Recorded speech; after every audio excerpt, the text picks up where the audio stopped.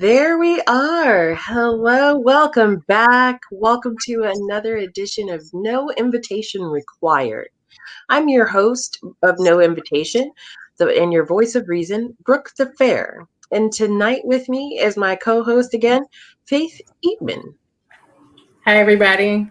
Hi. Now, before we get started with the show, I'd like to recognize some of our sponsors.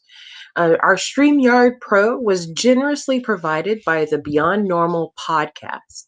And our strategic partner, She Transacts, the founder first incubator platform that is forever changing the way we invest in founders. Want to work against the man? Visit She Transacts at www.shetransacts.com. And remember, here at the Bias Rehab Center, we're not YouTubers. We're activists using YouTube. And you can too. The Bias Rehab is generously donating 30% of our profits from YouTube to nonprofits who are empowering the Black community. So when you subscribe to Bias Rehab channel on YouTube, you're not just supporting us. Blah. You're you're educating children, you're funding Black tech companies, and you're feeding low-income communities. So whether you're watching on your Apple TV or on your computer, go ahead and hit that subscribe button down below and leave us a comment. Let us know what you think about our donations, and if maybe you have a specific nonprofit you think might be a good fit for us, and we'll see what we can do. All right. So now, if this is your first time watching the show, usually myself and co-host, we're interviewing guests. We discuss two topics, and then we finish our evening off with our Q&A, Ask a Black Person. Unfortunately, our guest for this evening was unable to make it to the show because she had an experience, a death in the family.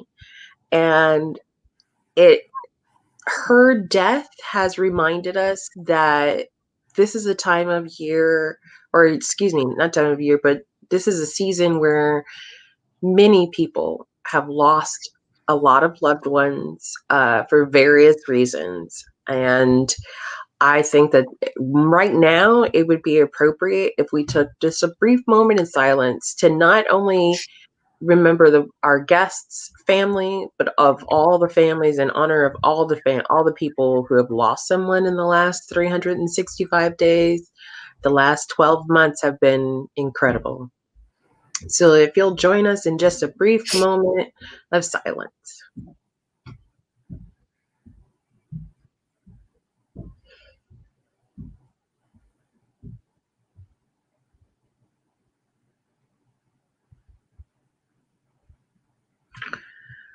Awesome.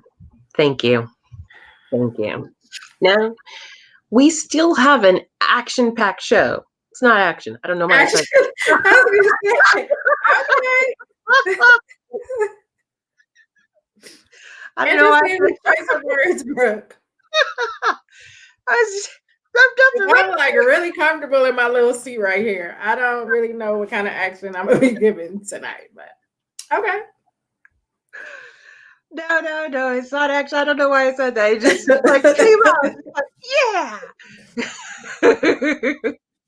All right. So our first topic for today. Now, remember, always, the reason we have this show is to help people learn how to adopt an inclusive lifestyle. Really, this is to help you transform from something that you were before to something you've never been before, and that's inclusive.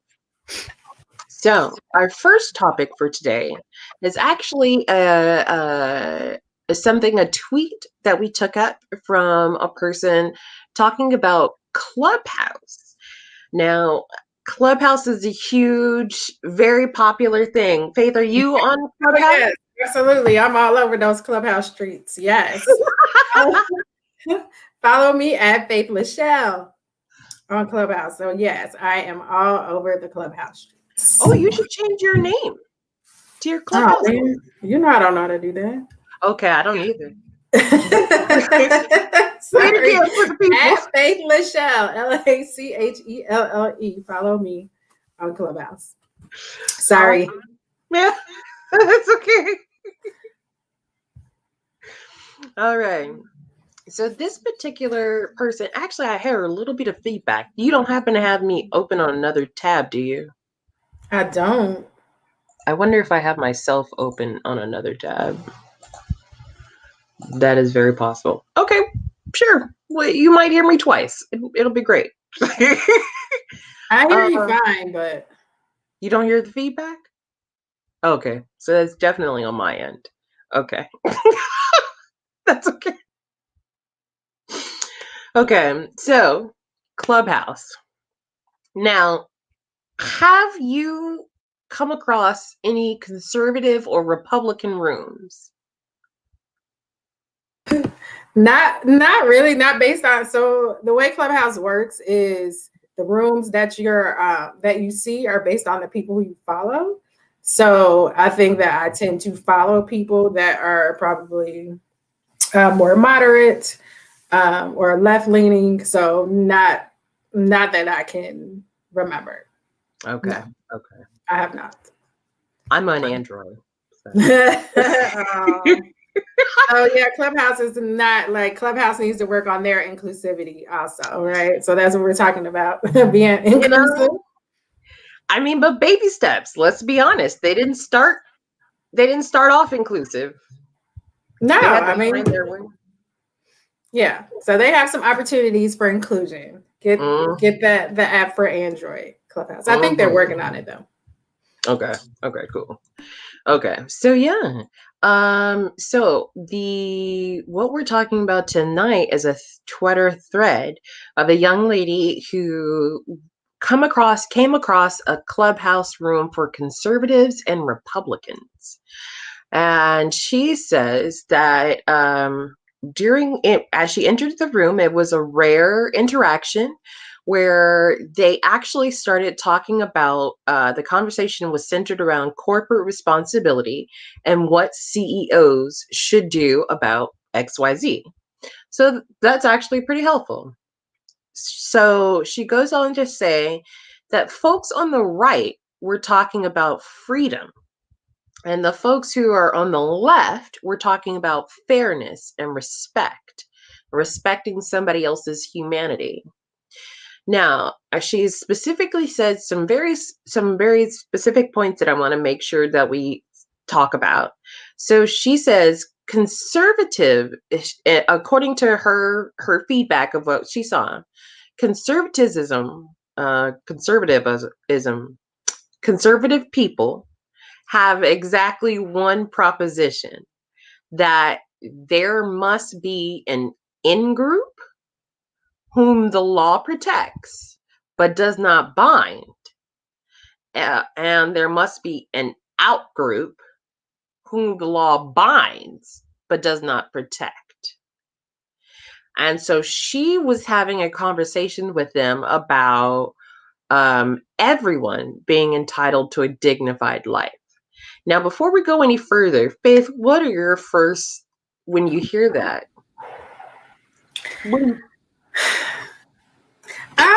So that makes sense to me. Now, I've never, honestly, I haven't thought about it that deeply or listened too closely to conservatives or Republicans. And not to say like, I don't have a party that I don't consider myself a Democrat or a Republican. I tend to vote for policy, whether it's Republican or Democrat. So I don't consider myself to have an affiliation, just because I know a lot of Black people do consider, like, if you're Black, you have to be a Democrat. So I don't think that. But I will say, I know that a lot of people who are Republicans and conservatives are white, who identify as like staunch Republicans or conservatives are white people. And so like what she said about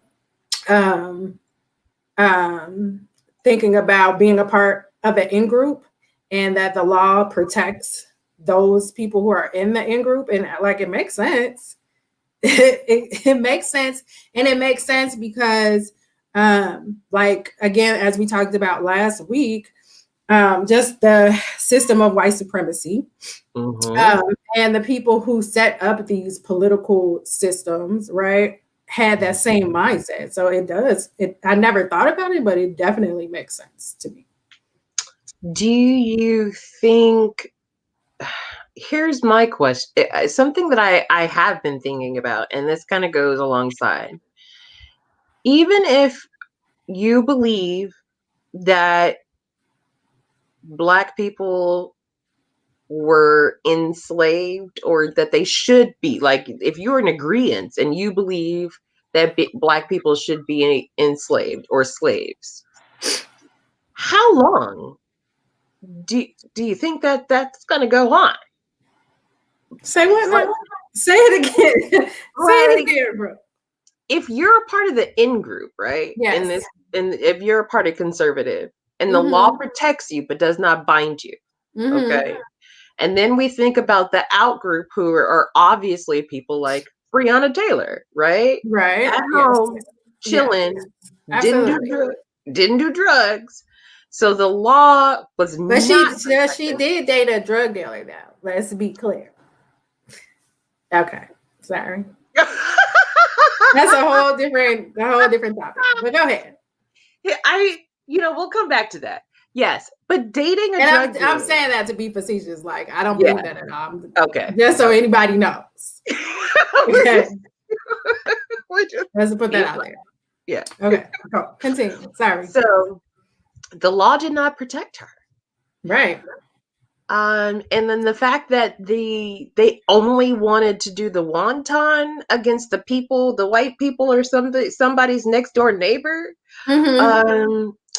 How do the conservatives, because I'm trying not to say white people, do the conservatives honestly think that that's going to last forever? Well, I mean, I think yes. Why wouldn't they? Because it's lasted so long, right? It's like very insidious, and like you can't quite put your finger on it, and it has been sustained for centuries. So if it's not broke, don't fix it. So yes, if I was part of the group that they considered the in group, that's protected but not bound, then yes, I would expect it to stay the same, and I would do everything in my power to keep it the same. And that's what they're doing. What they're doing. Well, she goes on to say that everyone is entitled to a dignified life. And if you can have it, then I should be able to have it. And if you can do it, then I should be able to do it. Yeah, I mean, so I guess the question that I would have is like, I'm sure that if you talk to people who are conservatives or Republicans, they would say, yes, absolutely, I think that, right? Like, I don't think that they perpetuate these ideas, but I'm not sure that they like openly think about it. Yes, or think that this is happening, or that, everybody has the same rights. Everybody has the same opportunities, in America. You just don't take advantage of it or whatever. Yeah, I've heard them say, yeah. So I'm just interested to know, like, when she says that, like, does she think that conservatives don't feel like everyone has the right to a dignified life? Because I really can't imagine any person saying that they believe that, even though they might perpetuate that. Right? Yeah. I just don't think they see it that way. I'm pretty sure. I don't know. I would honestly love to be like, yeah, they perpetuate that. I feel like the perpetuation is a subconscious acknowledgement that I want to be privileged. I want to like get better stuff. I want to get. Yeah. I mean, I don't disagree with it. I'm just curious to know, like, if you said that statement to conservatives or in that room, if that statement was said, would anybody say like, no, I disagree? I don't think everybody deserves a dignified life. I only think one group of people deserve a dignified life. But they kind of do, right? Because they think that you have to be in a certain position or you have to live a certain way in order. Like, so the whole thing about when people get shot by the police, they ask the question, like, what did they do or why were they there? Right. Yeah. Like, as we talked about Breonna Taylor, right? Well, she dated a drug dealer. So she did not have a right to have a dignified life, right? Because that was a choice she made to date this drug dealer. And it or whatever he was, or someone who was arrested or whatever. Right? Yeah. And so I think that's how they justify saying some people are not worthy of a dignified life. So yeah, I agree. That makes sense. All lives matter. I feel like that is definitely telling us that not everyone is entitled to a dignified life. You know, when you say all lives matter, well, guess who is in all? Black people. But you don't mean that. You don't mean No. You mean everyone else. Well, you mean all people who live to a certain standard, right? Whose lives meet a certain standard, whatever that standard is, and that standard is set by white supremacy, whiteness, right? Mm-hmm. And again, like we know, whiteness is not whiteness itself is a system. It's not. I'm not talking about people, right? I'm not talking about people who are quote unquote classified as white. I'm talking about this idea or this system of whiteness that Dr. Lewis talked about last week, that people from Europe, again, like they had no concept of white. But when they came to America, they had to change their language. They had to change the way that they did things so that they could become white. And so I'm really talking about just whiteness, not people. Right. Well, you know, it's funny because she actually goes on to say that throughout the conversation, she felt like the conservatives and Republicans believed that their freedom included impunity. So so any ideas that caused harm to other people, they had the right to control those people. I think that's what I'm reading correctly. So say that again. Any ideas? So the conservatives and Republicans believe that their freedoms should include impunity. Mm-hmm. So any ideas that harm people, so January 6th. Yes, that's what I was thinking. Yep. That's exactly what I was thinking. That's the exact incident that came to my mind when I heard that. Like, because it just like amazed me that people would storm the Capitol. And I mean, they were taking selfies. Nobody was in there like with their face, you know, like doing like this. I mean, they were taking selfies. Yes, and posting on social media like, no, I'm not gonna lose my job because of this. Nah. No, that won't happen to me. Like, so I get that. That makes sense. Yeah. Did you hear that they found an FBI guy? There was some FBI agent. No.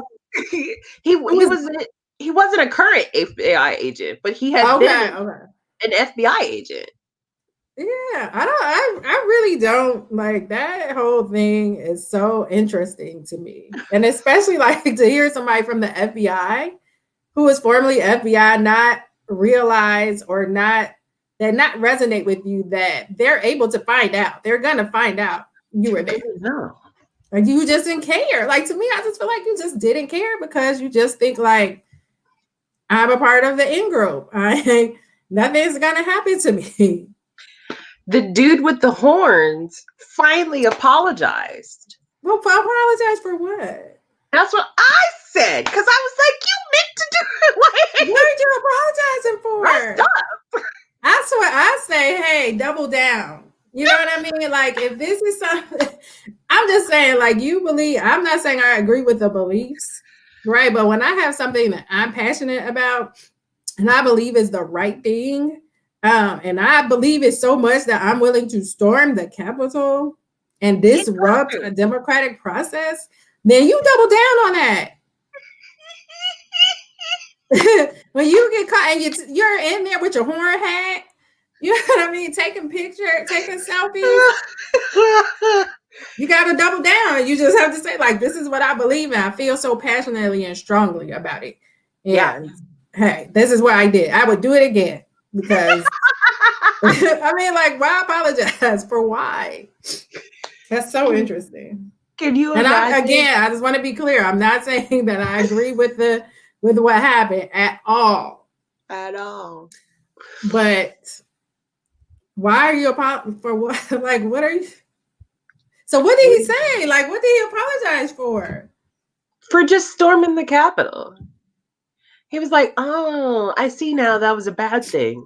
Like, my bad. Okay.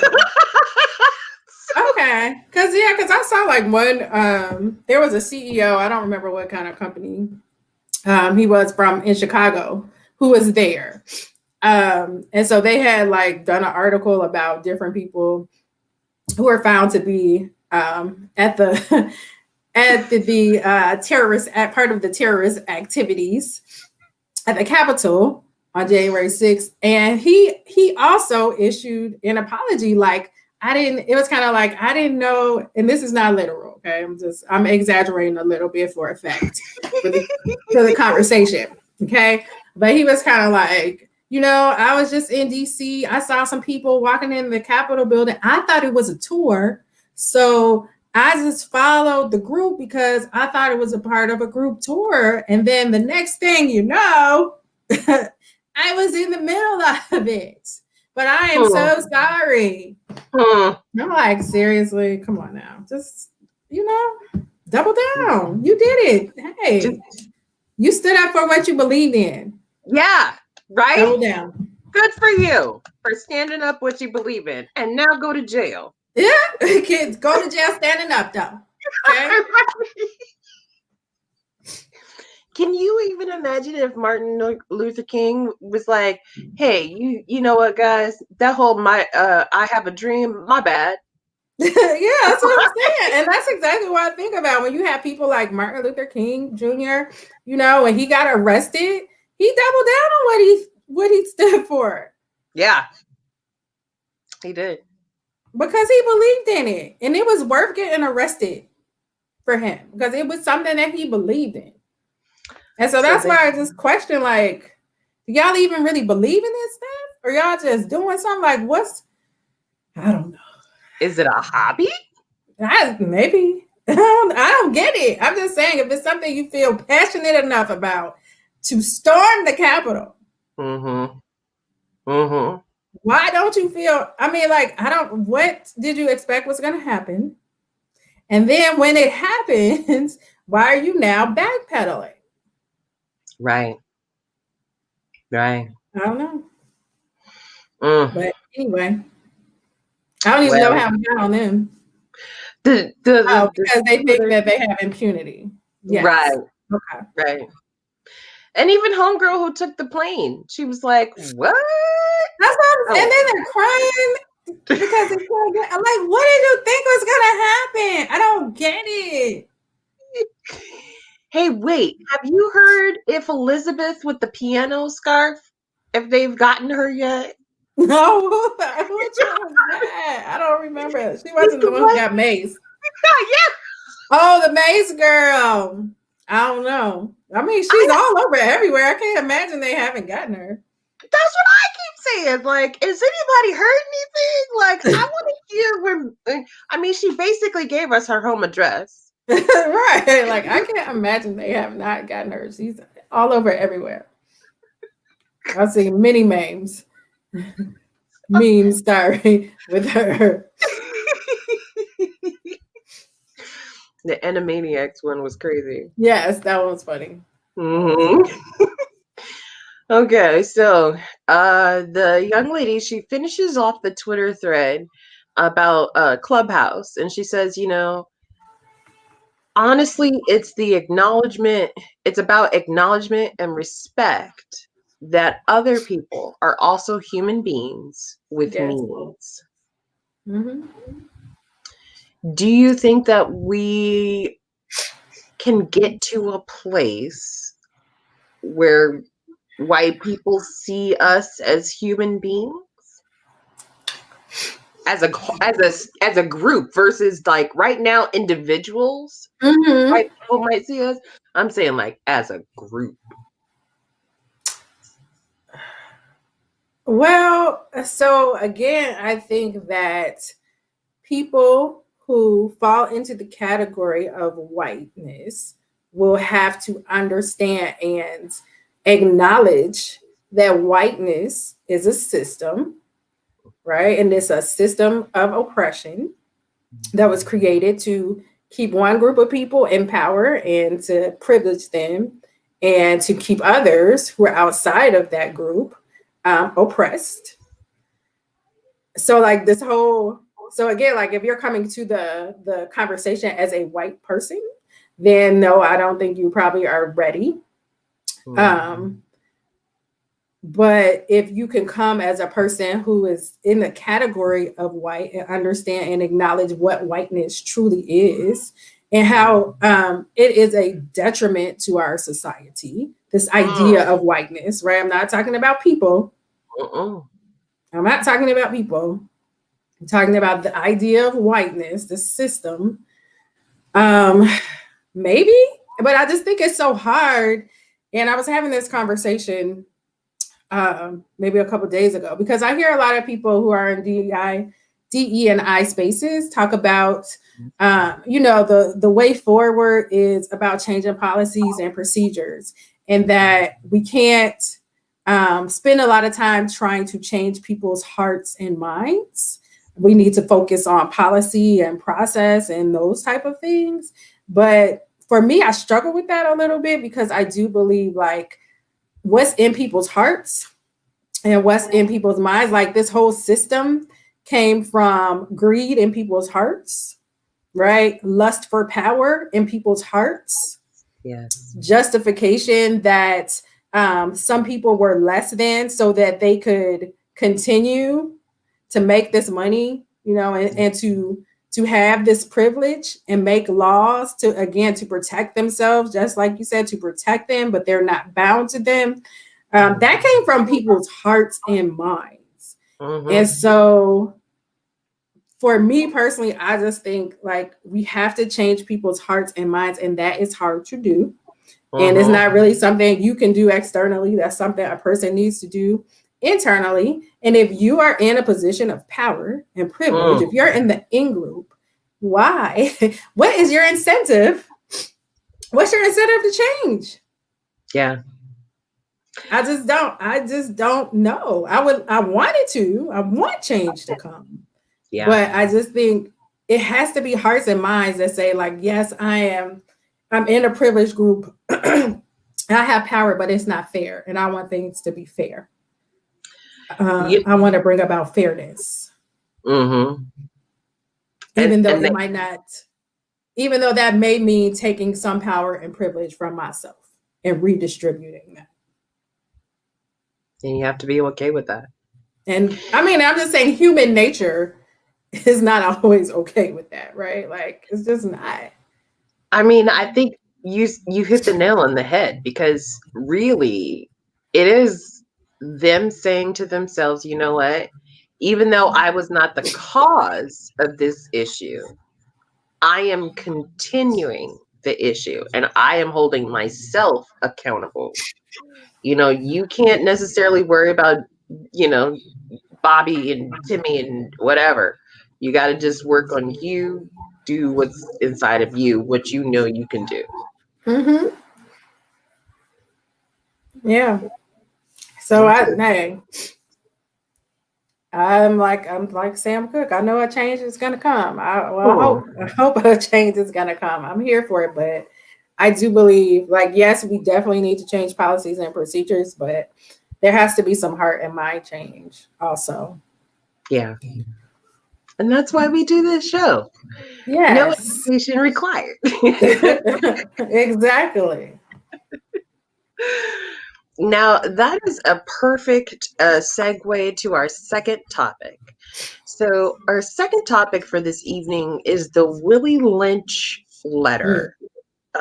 And so while I am getting that set up, I would like to remind everybody, feel free to drop any questions in the chat, or you can leave a question in the comments, and then we'll answer it at the next show. We have a couple of questions ready for today, and so we'll use those. You don't hear that?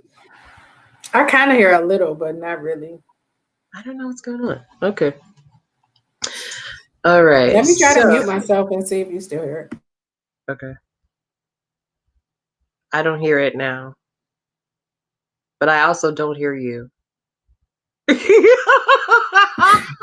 just unmute. I will unmute myself when I'm speaking, but I will mute myself when you're just speaking. So go ahead. Well, I'm about to play the clips, so definitely go ahead and do that right now. Let me see now. Oh, wait.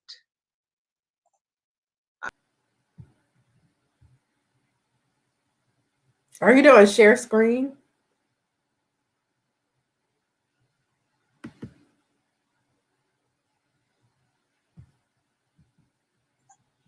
You couldn't hear me. I was just talking. Oh no. I'm sorry. Okay. New Chrome tab, drag the audio, drive a file from your computer to. I definitely should have read these instructions beforehand. Definitely. Here's what I'm gonna do. I'm gonna put the caption on, okay, Okay, and then we gonna read it. we can read it. Okay. I'm gonna start it over one more time. All right. Okay. You know what? I all the way fell. I didn't share my screen or nothing. I just Um,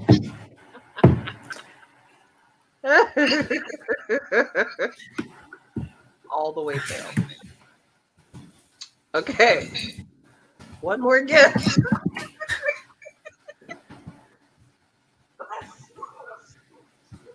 okay.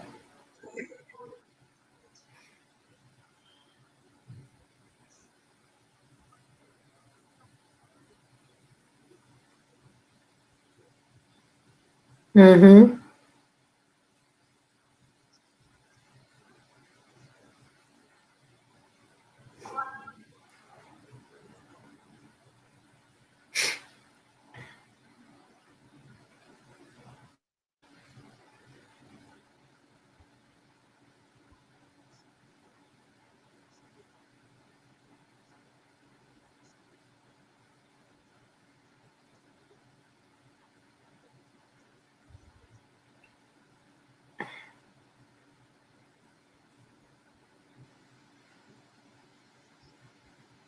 Yep.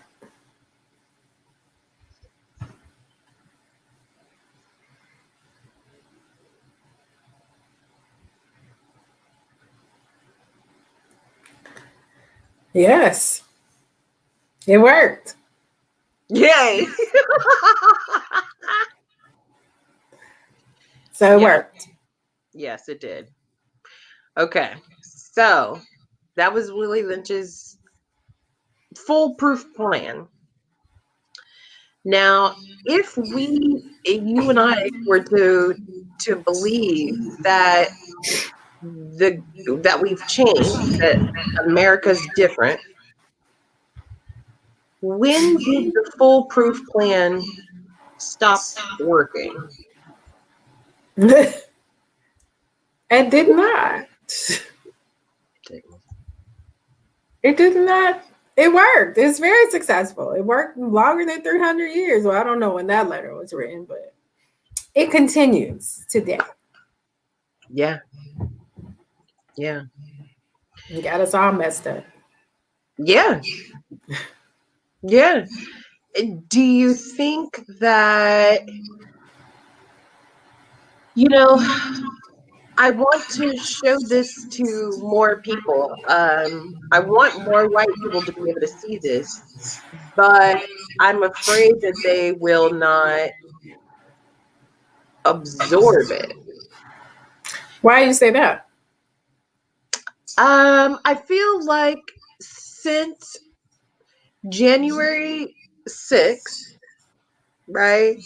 People are trying to put their turtle shells back on and trying to hide back in their shirts, right? They don't want to acknowledge all of this stuff. And so when I feel like if I was to put it on like our LinkedIn, it just wouldn't do very well. I don't think it would get a whole lot of hits. I don't disagree with you. I don't disagree with you. I don't think that's a reason not to do it. Yeah. So, I don't ever encourage people to do things for likes, right? Or hits. But maybe somebody who is ready would look at it and be informed or learn something. Because I think part of the problem that we have in America is just like our education system and what we've been taught about our history has been scrubbed so much. Mm-hmm. And that's a lot of the reason why people are like, what? Mm-hmm. This has been going on? Like, I never knew it. And even Black people, right? Yeah, that's true. Even the history, just thinking about Black History Month, right? And that usually in Black History Month, what you learned about slavery, you learned about Martin Luther King, right? Yep, the great hits, the peanut butter. And that was it. Yeah. So, I think the more that we do expose and provide opportunities for learning, I think again, like that's another way to help to change people's hearts and minds. Yeah.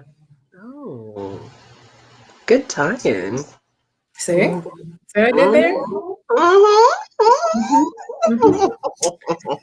Yeah, so I think it's a hard topic, right? And I think, a lot of what's being said, especially that I've heard at like various organizations, is like, we need to be comfortable being uncomfortable. So, that's the uncomfortable part. That's a good line. So, yeah, like I said, I it's real. It happens. I think you can look around and see, and I'm not sure. Like, I would be interested to know, like, what someone, what a white person, like, what they thought about something like that. Yeah. Do they think that is still in play today, or do they think that we have disrupted the system? And like, I would just be interested to know, and then perhaps share a different perspective or share my perspective. But I would just be interested to know, like, what do they think? You know, it's funny, and I wasn't even thinking about this, but just the other day, somebody had a Twitter thread that was something about affirmative action, and some white guy, oh no, free college for Black people. Mm-hmm. So there's a rumor going around that Black people get free college. And so somebody asked, and like a lot of white people were like, I had heard about free college, but then when I got to college, I found out it wasn't free for nobody and it was much harder for them. So, I let it go. And somebody, a white guy, honestly was like, well, okay, if you guys don't get free college, what is affirmative action? And so one person gave him a definition, and he thought his first response was, oh, well, that sounds racist. That doesn't sound right. And so I gave him like the very Webster's dictionary a link. And then he was like, oh, okay, I like this definition better. But how does it work in practicality? So then I just stopped. Because I feel like if two people gave you definitions and we just went to Google, if you really want to know at this point. Agreed. I agree. I think that Google is your friend. Google is your friend. I mean, we go to Google Google and YouTube for everything. Everything. So, yes. So, Educate sir, yourself. yeah, we appreciate you being transparent and vulnerable. Thank you for admitting that you honestly did not understand affirmative action and you genuinely had questions. And that is great. And so we have done our part to educate you. And now it is your turn to learn more, to kind of Yeah. free yourself. If you really want to, or just leave it at that. Like, I think that's fine too. Yeah. But if you are truly curious, again, I think, it's been said so many times, like, don't rely on Black people to educate you. Do your own research because it's there. The information is really is there. It's so there. In So, triplicate. it is. So, yeah. And I mean, I'm not, like I said, like, I will say different people that I have relationships with, I don't have a problem with you asking me questions. And, I don't have a problem with it personally. But again, I just don't think as a whole, you should rely on Black people to educate you on things that are easily, I'm about to make up a word, Googleable. But things that can be Googled. Right. Googleable words. And bring your research and then come to me and say, hey, I've been researching this and I learned this and this and that. What are your thoughts about that? I appreciate that more. Right. Because otherwise, we're just back to the same thing of me serving you everything. Mm-hmm. And then it's just like, what are you doing with that? Right. Nothing. And so I think that about everything, right? So I think about any knowledge that we get, any knowledge that I take in, right? Like, what am I doing with it? So if I'm just continuously taking in knowledge, but I'm not using it for anything, that's waste. And it's wasteful. So yeah, I would challenge with that same thing. So, like, with that information that you have now, what are you doing with it? How are you changing? How's it helping to change or influence your behavior? Amen. Amen. That is a good answer. Good answer. All right. So that's going to conclude our second topic for today, and we're not going to be before you long. So we'd like to keep the show kind of short and fun and snappy. So we're going to head right into the Q&A portion. I'm going to transparently tell the people on YouTube that we don't have anybody in the chat today, and that's okay. Sometimes that's going to happen.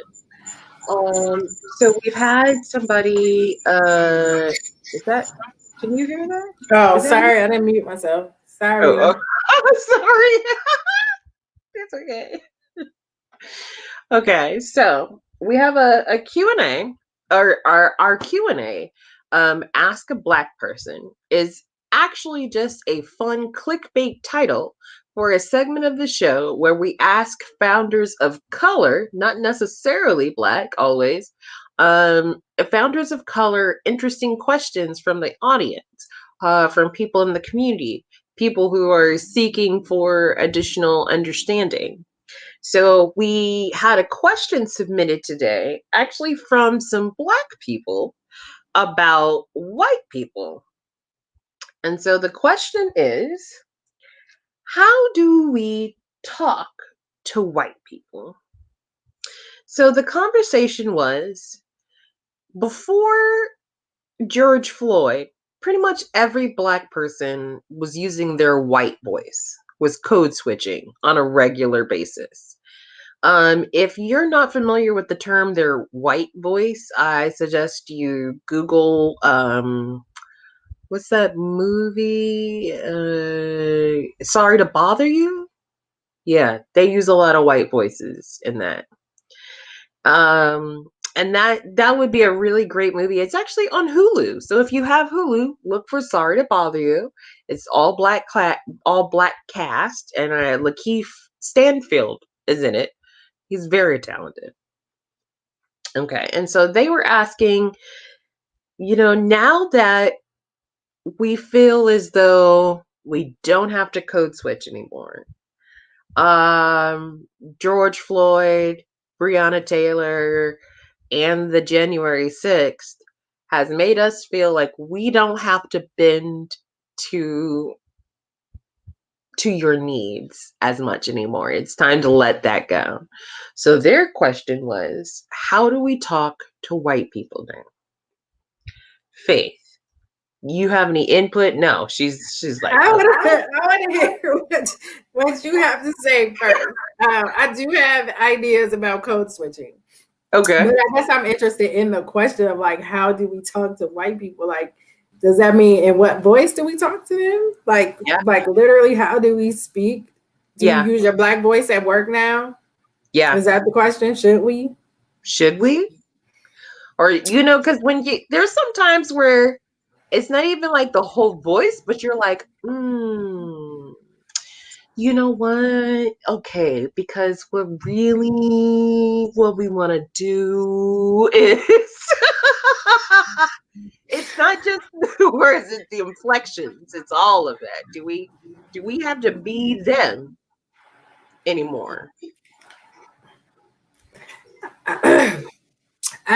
So I think that one thing that to consider is I think that's a personal choice, right? I think it's a personal choice. If you talk to different people, some people will tell you like they don't code switch, but they flex for the situation that they are in, right? Or, they know how to talk to different people in different settings in a way that helps them effectively communicate. Mm-hmm. So, I mean, I definitely acknowledge that Black people code switch in a way. And what I think about when I think about code switching, yes, I think that absolutely, depending on what setting I'm in, I talk differently. I talk differently to my 3-year-old than I talk to adults, right? Yeah. I talk different when I go to church than when I'm at work. So I have different languages that I use in different settings. And I think we all do. I think the issue becomes when you are code switching for the comfort or to make white people feel comfortable. And when I guess things that are normal to Blackness are considered less than or not the gold standard, or when we are trying to assimilate to a white standard because that is considered the gold standard. So that's where I have an issue. So I think that any voice that comes out of a Black person's mouth is a Black voice. No matter if you are if you are enunciating, over enunciating, or if you're cutting off your G's, at the end of your ing words, right? Whatever way you speak, if you are Black, that's a Black voice. Yeah. And so I think you need to feel safe in whatever environment you are. I think that the culture needs to be safe for you. And that means that your leaders need to create a space that is safe for you to use your Black voice.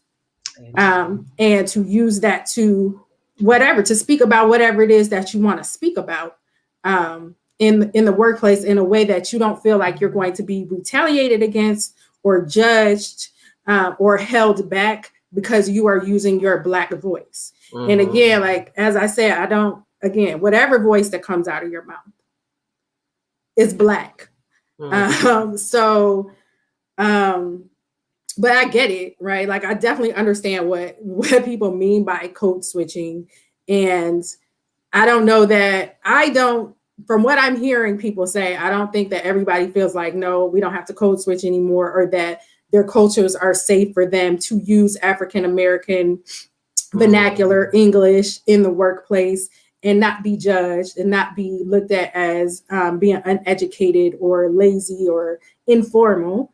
I don't think that is normalized in a lot of workplaces. But I do agree, and I do think that in order to normalize it, we need to use more of our mannerisms, you know what I mean? So we like to talk with our hands and be expressive. Like we need to be able to do that.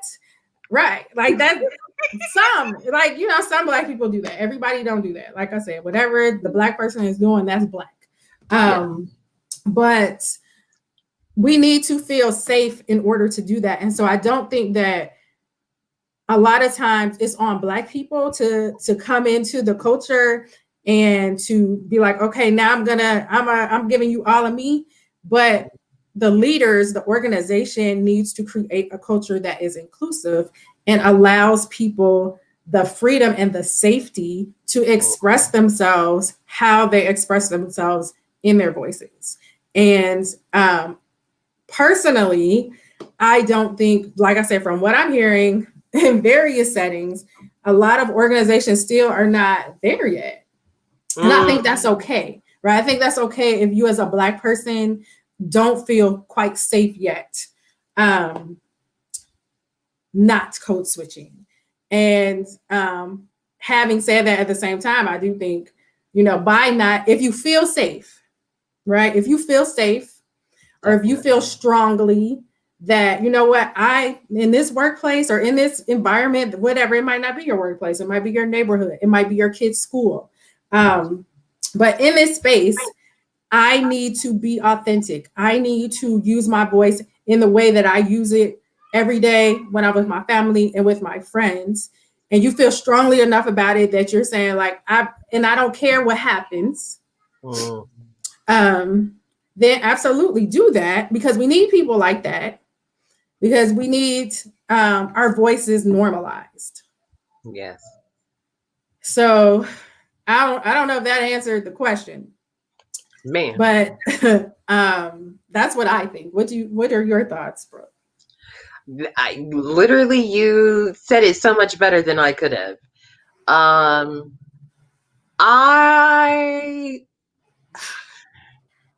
I wish I could tell people that it's okay, it is safe to let that go. I do want to tell non-Black people, this is your baby crawling period. Beware, you're going to start to your Black friends, your Black coworkers. This is your heads up. Life is about to start changing for you. The Black lady, in your office that you're used to seeing, that's always smiling, she's not going to be smiling like that. For, you know what I'm saying? That you got to let that go, because that's a persona that she's putting on for your office, for your environment. So this is your crawling period, and then, like a toddler, we're going to learn to walk, and we're going to get into the habit of being our true authentic self. Unapologetically Black. Blackity black. Blackity black. Yes. I think that's a great point. I do think, again, like, I just think white people, just like, they need to start being open to just different Black hairstyles, right? And not being a novelty anymore. Right. So like, get used to just dreads, froze, whatever, twists. One short one day, down your back the next day, and blonde. Nope. We don't want no questions. That's just what we do. Okay, that's just what we do. And so, yeah, I agree. I think that, white people brace, I don't want to say brace yourselves, but, just be open to seeing another side of some of your Black friends and some of the Black people you know. You think Um, you know. yeah, that's true. Yeah. So, yeah, just be open. But I mean, I think it's the best part. You know what I mean? Like, it's the best part of being Black Yeah, that they want to expose you to, and the best part of themselves, like their authentic selves. And so that's that is a gift. yep. It's a gift that they're offering. That's the funniest side of us. It really is. It is. It's always fun. Like it just it is a gift Mm-hmm. when Black people bring their authentic selves to spaces that they are in. It is a gift. Amen. So treat it as such. Don't be scared. No, it's all good. It's all good. I'm saying it's all good. I mean, I think you should embrace the fact that this person feels safe, right? Like this person feels safe here. That's very true. That is very true. Yeah. So, yeah. All right. Well, that brings us. I mean, we like to keep it short and sweet and get right to the point. So that concludes the show. No invitation required. Remember that 30%, we're not activists, or excuse me, we're not YouTubers, we're activists using YouTube. And you can use YouTube too by subscribing to the Bias Rehab channel on YouTube. You're helping to give 30% of our profits to nonprofit organizations that are helping to educate children, that are funding Black tech businesses, and they're feeding low income communities. So don't forget to hit that subscribe button. And if you enjoyed the show for this evening, go ahead and leave us a comment down below. I've been Brooke the Fair, your host and voice of reason. I'd like to thank my co-host for this evening, Faith Eatman. Thank you. That's at Faith Eatman on Clubhouse. I got it. It's at Faith Eatman. Follow me. I did it.